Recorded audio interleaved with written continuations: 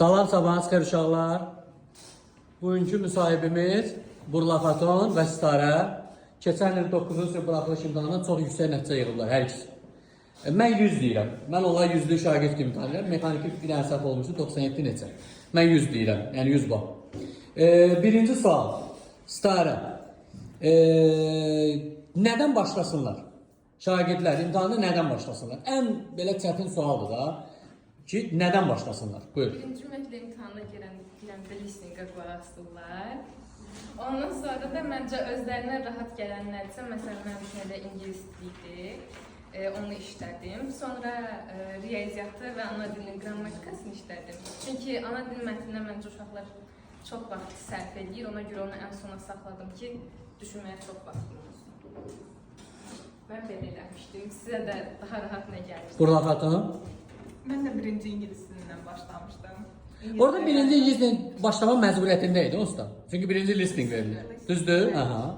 Suallara baxmağa vaxtınız olsun. Listeningin suallarını təhlil edin beynimizdə. Sonra mən qaydanı yazdım, ingilis dili qaydasını.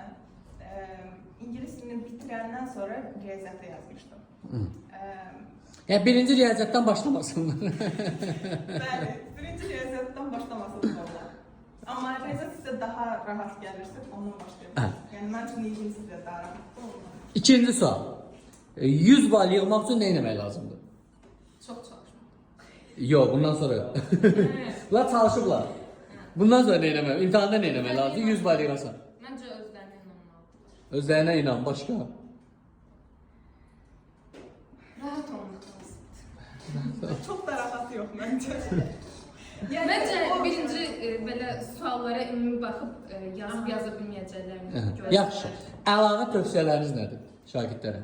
Əlavə tövsiyələriniz ki, məsəl üçün biz bunları eləsəydik daha yaxşı olardı. Niyə eləmədik? Mən məsəl üçün Sitarə, sənin bir dənə mexanik səhvin var idi. 97.5 idi deyəsən. 96.5. Olsun. Bir dənə mexaniki səhv idi də, səhv eləmirəmsə. Bax, neyləsinlər ki, həmin o olmasın. Yəni o peşmançılıq, məncə biraz insanda peşmançılıq olur da, niyə 100 olmadı? Gərək 100 olardı. Özdə ki, bir var bilmədiyini eləməmək, o heç. O peşmançılığı onu olmur.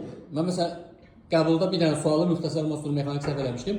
Hələ də yadımdan çıxmır. O peşmançılığı yaşayıram. Bilmədiyini yaza bilməmək peşmançılıq yaratmır. Amma bildiyini yaza bilməmək peşmançılıq yaradır. Neyləsinlər ki, o olmasın. Yəni sən nəyi diqqətdən qaçırtdın ki, elə oldu? Mən o sualı gəldim, ikinci dəfə işlədim.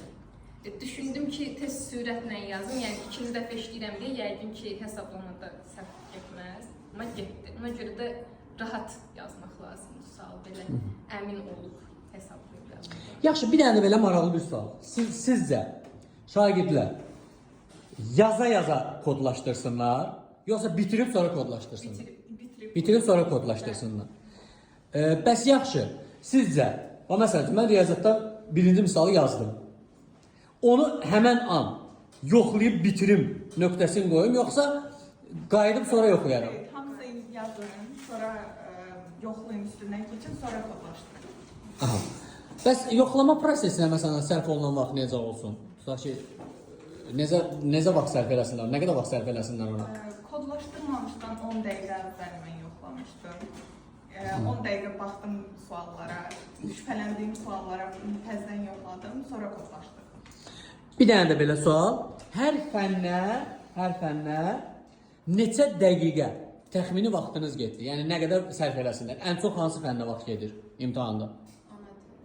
Ana dili. Mətnlər. Riyaziyyat təxmini, ortalama yaxşı bilən şagird riyaziyyatı neçə dəqiqə edə bilər? Yarım saat. Yarım saat? Bəli. Çox qəşəng canlı yayım gedərdi TikTokda.